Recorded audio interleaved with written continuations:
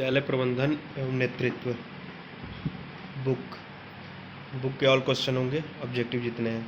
प्रशासन को इकोनॉमिक के रूप में व्यक्त किया है वान जुस्टी। प्रशासन को इकोनॉमिक के रूप में व्यक्त किया वान जुस्टी। 18वीं शताब्दी में किसने प्रशासन को परिभाषित किया? अलेक्जेंडर हैमिल्टन ने। किसने प्रकाशित किया था? प्रशासन को परिभाषित किया था अलेक्जेंडर हैमिल्टन ने। किसने द स्टडी ऑफ एडमिनिस्ट्रेशन की पुस्तक का प्रकाशन किया? वुडरो विल्सन ने। किसने प्रशासन को नीति के रूप में लिया? प्रोसे ने। किसने प्रशासन को नीति के रूप में लिया? प्रोसे ने। याद रखिएगा। शैक्षिक प्रशासन के उद्देश्य हैं सभी होंगे: शिक्षा को उत्पादन का साधन बनाना, शिक्षा को सुनिश्चित योजना और सुनियोजित रूप प्रदान करना, प्रजातांत्रिक दृष्टिकोण विकसित करना। उपरोक्त सभी। शैक्षिक प्रशासन का सिद्धांत है लचीलेपन का सिद्धांत, नेतृत्व का सिद्धांत, कार्यकुशलता का सिद्धांत। उपरोक्त सभी। The nature of the administrative process में शिक्षा की प्रशासनिक प्रक्रिया के स्तर थे 5। कितने होंगे? 5। शैक्षिक प्रशासन में संगठन होते हैं औपचारिक अनौपचारिक दोनों।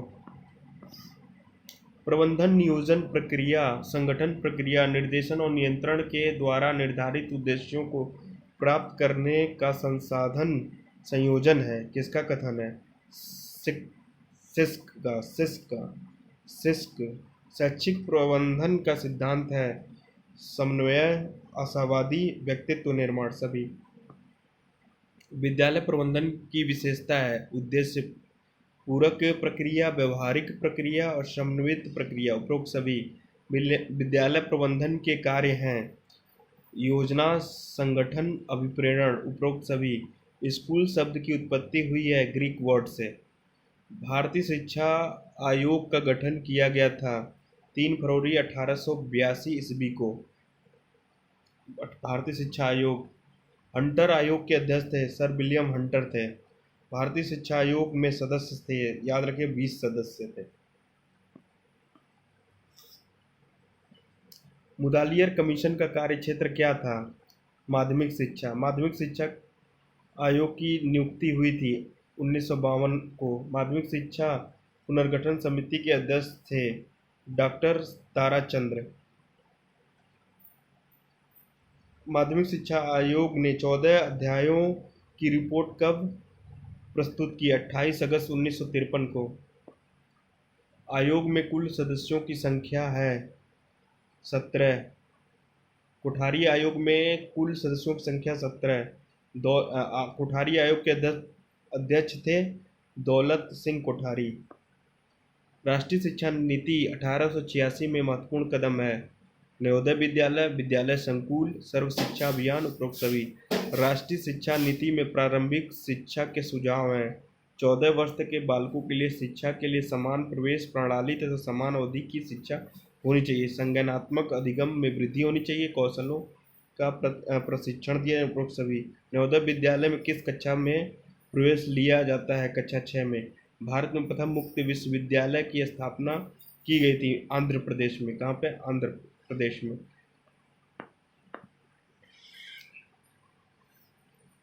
राष्ट्रीय शिक्षा नीति सन 2020 की प्रस्तावित समिति का क्या नाम है? कस्तूरी रंगन समिति। राष्ट्रीय शिक्षा नीति सन 2020 में विषयों को कितने भागों में विभाजित किया गया था? 8 भागों में। राष्ट्रीय शिक्षा नीति सन 2020 को भारत सरकार ने मंजूरी दी थी 29 जुलाई होगा ना, चलिए 20 जुलाई सन 2020 को, 29 जुलाई होना चाहिए, देख लीजिएगा। वर्तमान शिक्षा नीति के पैटर्न में स्कूली शिक्षा को कितने साल का है? 15 साल का। विद्यालय संगठन के सिद्धांत है लोच का सिद्धांत, समाज केंद्रित, बाल केंद्रित। उपरोक्त सभी। विद्यालय संगठन का प्रारूप है यह एक सामाजिक गतिविधि है, यह लोचशील होती है, यह समय के साथ बढ़ती। उपरोक्त सभी। विद्यालय संगठन का उद्देश्य है बालकों में मान्यताओं, विश्वासों एवं मूल्यों की शिक्षा देना, सामाजिक आवश्यकताओं के रूप में शिक्षा देना, सामाजिक जीवन का वास्तविक एवं उपयोगी प्रशिक्षण। उपरोक्त सभी। शैक्षिक नियोजन में संगठित किया जाता है शैक्षिक उद्देश्यों को, दार्शनिक मान्यताओं को, सामान्य आदर्शों को, इन सभी को। अवधि के आधार पर शैक्षिक नियोजन होता है, अल्पकालीन दीर्घकालीन दोनों। एजुकेशन प्लानिंग, प्रोग्रामिंग, बजटिंग ए सिस्टमैटिक अप्रोच किसने लिखा था? हैरी जे हटीले। ये देख लीजिएगा, डाउट पे है हैरी जे, क्योंकि उस ऑब्जेक्टिव बुक में कुछ और शायद दिया था, इसको देख लीजिएगा, ये सही है, वहाँ गलत होगा। हैरी जे हटीले, या दोनों सही हो, देख लीजिएगा। परिनिरीक्षण एक उत्तम शिक्षण अधिगम परिस्थिति के विकास में सहायक होता है, किसका कथन है? किम्बल का। शैक्षिक पर्यवेक्षण के प्रकार हैं सुधारात्मक, वैज्ञानिक, नेतृत्व। शैक्षिक पर्यवेक्षण का कार्य है अभिभावकों से संपर्क स्थापित करना, अनुसंधान कार्य करना, परामर्श दाता के रूप में। टेलर ने निर्माण के तत्व बताए हैं, तत्व, मूल्य निर्धारण, सूचना, उपयुक्त सभी। निर्णयन निर्माण की तकनीकी है मंथन। निर्णयन निर्माण को विभाजित किया जाता है दो में। शिक्षा मंत्रालय कब स्थापित किया गया था? 1945 ईस्वी में। केंद्रीय माध्यमिक शिक्षा बोर्ड की स्थापना कब हुई थी? जुलाई 1952 में। वर्तमान में केंद्रीय विद्यालयों की संख्या है 1225। शिक्षा विभाग के अधिकारी कितने स्तर पर कार्य करते हैं? 3 स्तर पर। शिक्षा निदेशालय कैसी संस्था है? कार्यपालक। राज्य शैक्षिक अनुसंधान तथा प्रशिक्षण परिषद की स्थापना हुई थी 1981 में। राज्य शैक्षिक अनुसंधान तथा प्रशिक्षण परिषद में जिला शिक्षा और प्रशिक्षण संस्थान है 65। भारत में नगरपालिका पाई जाती है अधिकृत, अनधिकृत, अब दोनों। बेसिक शिक्षा अधिनियम बनाया गया 1972 में। संविधान के 74वें संशोधन में पालिकाओं के संबंध में एक नया विभाग शामिल किया गया 9A। राज्य शैक्षिक अनुसंधान विकास परिषद के मुख्य विभाग हैं प्रारंभिक शिक्षा विभाग, भारतीय भाषा विज्ञान विभाग, मानविकी एवं सामाजिक विज्ञान विभाग, उपरोक्त सभी। राष्ट्रीय शैक्षिक अनुसंधान एवं प्रशिक्षण परिषद की स्थापना कब हुई थी? 1 सितंबर 1961 में। एनसीईआरटी की स्थापना किसके द्वारा हुई थी? भारत सरकार के शिक्षा मंत्रालय द्वारा। एनसीईआरटी के कितने घटक हैं? 8 घटक। एनसीईआरटी का मुख्यालय कहाँ है? नई दिल्ली में। एनसीईआरटी किस प्रकार का संगठन है? स्वायत्तशासी। निम्नलिखित में से किस संस्थान की स्थापना स्कूली शिक्षा तथा शिक्षक प्रशिक्षण में गुणवत्ता सुधार के लिए की गई है? एनसीईआरटी में किसको सदस्यता प्राप्त है? दिल्ली विश्वविद्यालय के कुलपति, विश्वविद्यालय अनुदान आयोग का अध्यक्ष, भारत सरकार का शिक्षा परामर्शदाता, उपरोक्त सभी।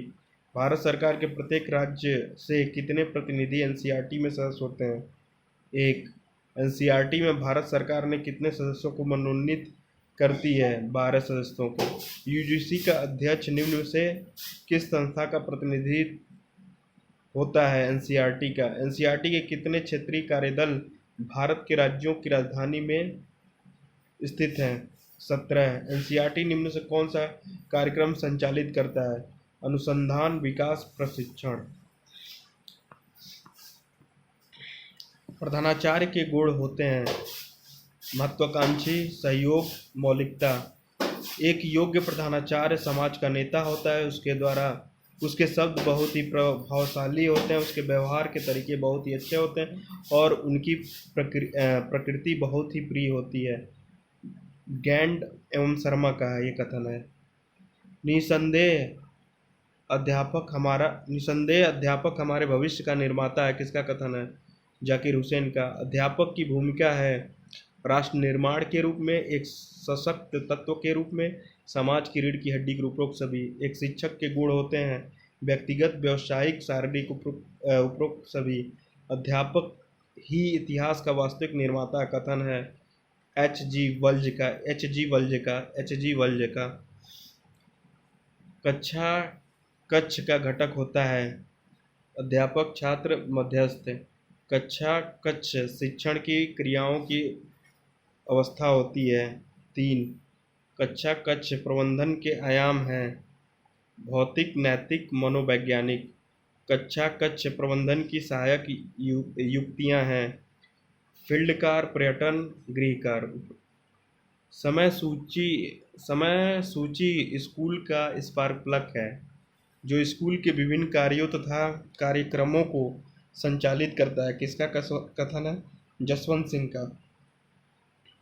समय सारणी के प्रकार है। संयुक्त समय सारणी, अध्यापक समय सारणी, कक्षा समय सारणी। उपरोक्त सभी। समय सारणी में थकावट की दृष्टि से कौन सा विषय है? गणित। कक्षा कक्ष में एक ही विषय के पीरियड लगातार नहीं होना चाहिए। 2 डिसिप्लिन शब्द की उत्पत्ति किस शब्द से मानी जाती है? लैटिन। दंड के सिद्धांत हैं सुधारात्मक, प्रतिकारात्मक, उदाहरणात्मक। उपयुक्त सभी। पाठ्य सहगामी क्रियाएं होती हैं बागवानी, सामूहिक ड्रिल, स्काउटिंग। उपरोक्त सभी। पाठ्य सहगामी क्रियाओं का अन्य नाम है पाठ्य सहायक क्रियाएं। खेलकूद प्रदान करते हैं शारीरिक स्फूर्ति, मानसिक स्फूर्ति, दोनों। उपयुक्त दोनों। स्वास्थ्य संबंधित निर्देशन दिया जाता है चिकित्सकों द्वारा। निम्नलिखित में से निर्देशन कार्यक्रम संगठन का सिद्धांत नहीं है। सामाजिक संस्थाओं का सहयोग।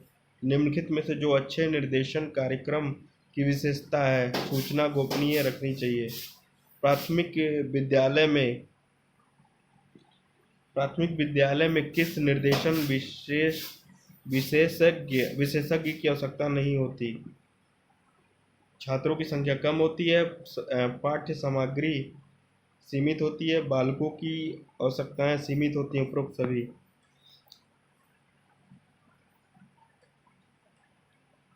संचित अभिलेखों के प्रकार हैं फोल्डर, फाइल, लिफाफा। विद्यालय कार्यालय में रखी जाने वाली वस्तु। विविध अभिलेख, प्रतिवेदन, रजिस्टर। विद्यालय कैलेंडरों में उल्लेख किया जाता है सभाओं की तिथि, सभी छुट्टियां, विद्यालय टूर्नामेंट की तिथि। उपरोक्त सभी। अभिभावक शिक्षक संघ क्यों आवश्यक है? बालकों के लिए, अध्यापकों के लिए, दोनों के लिए। विद्यालय शिक्षक संघ के उद्देश्य हैं संपूर्ण समस्याओं का निदान, घर को निकट लाना, विद्यालय की गतिविधियों में सहयोग। उपरोक्त सभी। अभिभावक शिक्षक संघ की आवश्यकता है आर्थिक सहायता में सुविधा, गृह जीवन तथा व्यवहार को समझने में, विद्यार्थियों को शैक्षणिक प्रदर्शन पर निगरानी। उपरोक्त सभी। विद्यार्थी के गुण होते हैं स्व अनुशासन, तर्कशील होना, पहल कदमी। उपरोक्त सभी। उपर्युक्त सभी।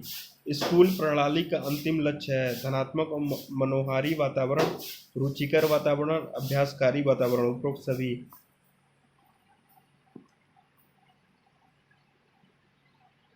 इस तरह हमारा ये बुक के ऑल यूनिट समाप्त होते हैं।